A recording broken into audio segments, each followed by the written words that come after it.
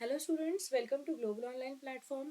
मी educator Snehal आपल्या सगळ्यांचं पुन्हा एकदा स्वागत करते. आपल्याला माहिती आहे की 15 जून 2025 रोजी आपला महाराष्ट्र सेटची एक्झाम झालेली आहे, ज्यामध्ये यापूर्वीही आपण लाईफ सायन्सेस या विषयावरती एक्सपेक्टेड आन्सर की कट ऑफ डिस्कस केलेलं आहे. आणि आज आपण इंटरिम आन्सर की काय आहे आणि चॅलेंजेस काय आहे किंवा काय करू शकतो आपण याविषयी डिस्कशन करणार आहोत. ओके.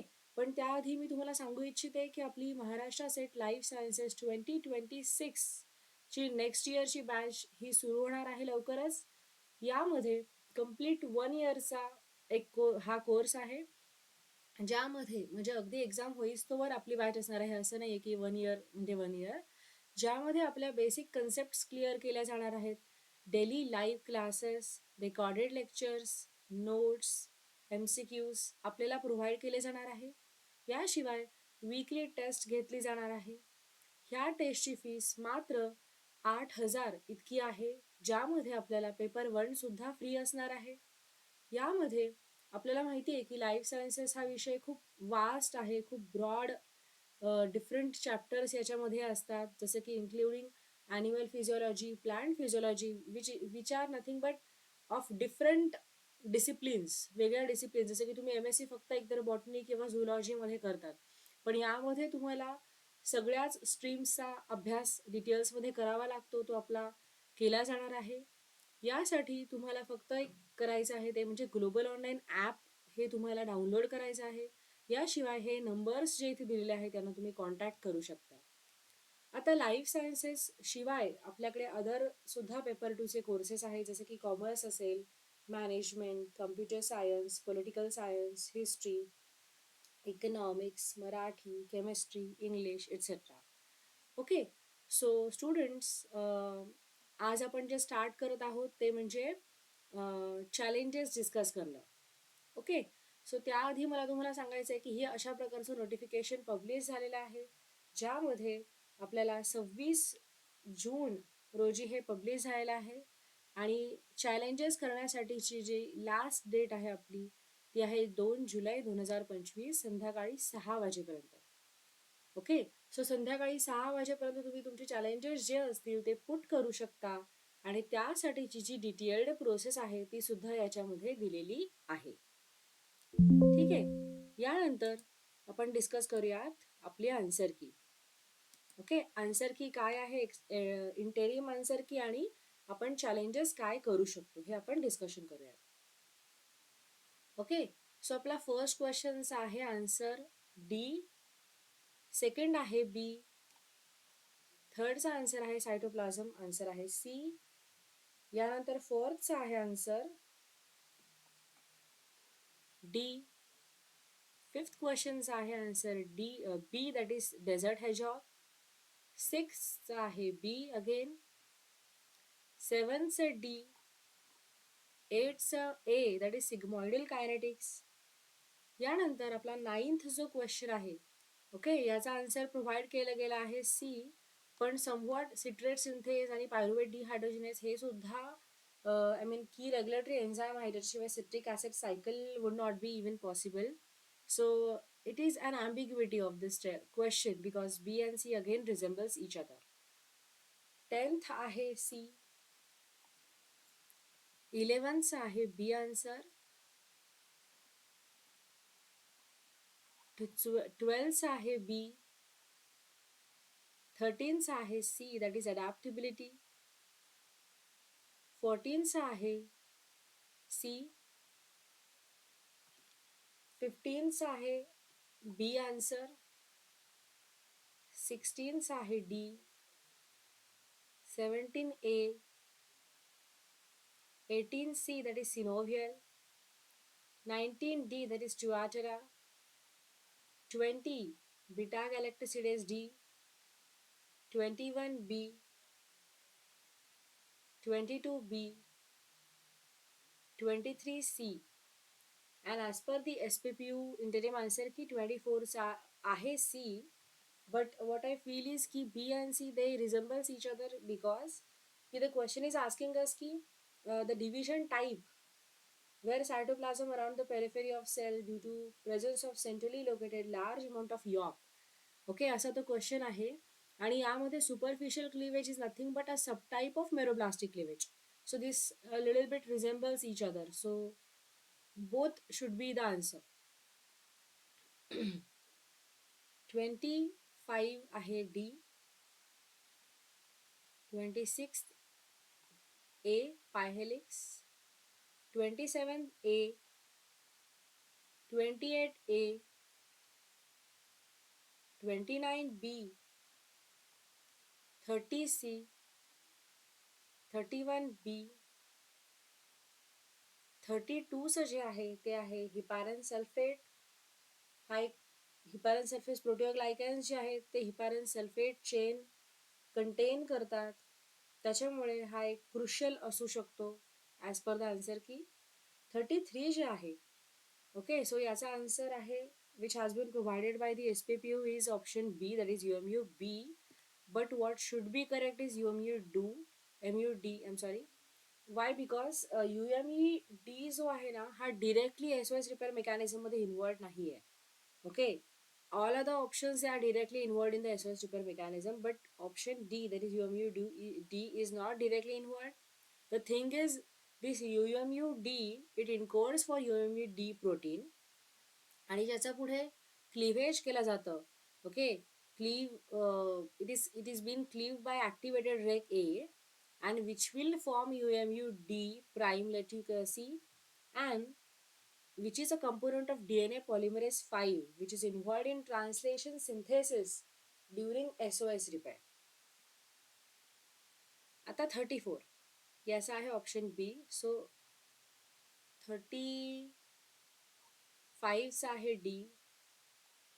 36 आहे C. 37 B. 38 A. 39 B. 40 D. 41 B, that is mitochondrial DNA. Okay, 42 आहे D. 43, it is again a star question now because हे जे ऑप्शन्स आपल्याला प्रोव्हाइड केले गेले आहेत. Okay, the answer which has been provided to us by SPPU is option B, that is glycolysis. But the thing is glycolysis and fermentation over here for this question, they again resembles each other. Both are the correct options because की what the question is asking की अनॉक्सिया condition असेल तेव्हा ATP generate कशा प्रकारे होऊ शकतात. तर ग्लायकोलिसिसचा जो आपला प्रोडक्ट आहे दॅट इज पायरुवेट. ओके, तर त्या पायरुवेटचं अगेन जे आहे pyruvate will undergo fermentation and this is how it will give rise to ATP. Okay, so fermentation can also be the correct option for this question. 44 आहे C. 45 C. 46 A. 47 C, that is haplotype. 48 D. 49 as per the SPPU, it is invagination. Okay, it is a process where there is an involvement of change in cell shape and the contraction of the epithelium sheet from apical surface, and that's how it is invagination. 50 चा आहे A. 51 आहे again A. 52 C, biostimulation. 53 B. 54 C. 55 D. 56 C. 57 is again a star question according to me because हा जो question आहे okay याचा answer आपल्याला provide केला गेला आहे ते आहे sarcopterygii, that is option D. But what should be correct is option C, that is क्रॉसोप्टेरिगी.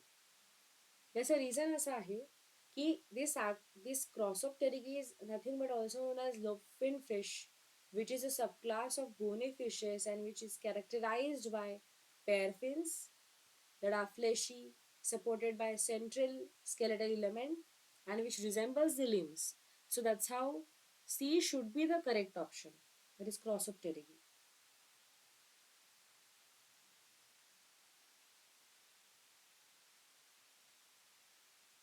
Now 58.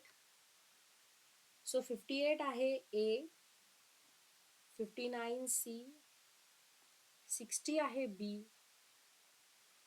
61 आहे B, 62 आहे D, 63 B, 64 A, 65 C, 66 A, that is rising level of PCO2, 67 B, 68 C, 69 C, real time PCR, 70 चा आहे A, 71 चा आहे D, 72 चा C, 73 चा आहे C option, 74 C, 75 B, 76 B, that is mini satellites, 77 चा आहे A, 77 चा C, 78 चा C, 79 चा B, 80 चा A, that is phytochromes, 81 चा आहे C, that is pleiotropy,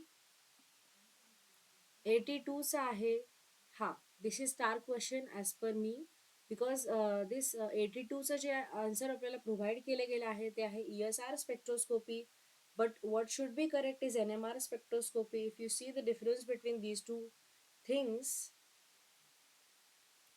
so basically this ESR spectroscopy जी आहे ही आपल्याला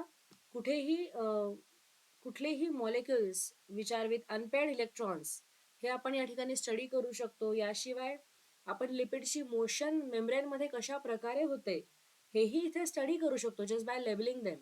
okay, but NMR is a technique, it is again a powerful technique I would say, जी आपण molecular structure study करू शकतो, dynamic study करू शकतो, including the moment of the lipids in the membrane, and that's how it makes suitable for study of flip-flop movement of the lipids. Okay, so it should be correct. NMR should be the correct option. So these are again a star question. 83 चा आहे C, 84 चा दिलेला आहे D, 85 चा आहे D, 86 चा आहे A, that is ubiquitin, 87 चा B, 88 चा D, 89 चा B, 90 चा C, 91 चा B, that is habitat, 92 चा C, that is head form, 93 चा C, 94 चा D, 95 चा B, 96 चा A, 96 चा B, sorry, 97 चा A, 98 चा D आपल्याला प्रोव्हाइड केला आहे, 99 चा D, that is compaction, आणि 100 आहे त्याचा आहे आन्सर C. ओके, सो विद्यार्थी मित्रांनो, अशा प्रकारे आपण जे आन्सर्स आपल्याला प्रोव्हाइड केले गेले आहेत ती की एकदा डिस्कस केली आहे, सांगितलेली आहे. यासोबतच आपण चॅलेंजेस सुद्धा काय करू शकतो हे बघितलेले आहे. So accordingly you can think of challenging. So जर तुम्हाला व्हिडिओ आवडला असेल तर नक्कीच लाईक करा, शेअर करा, आणि जर तुम्ही चॅनलवर नवीन असाल तर सबस्क्राईब करा.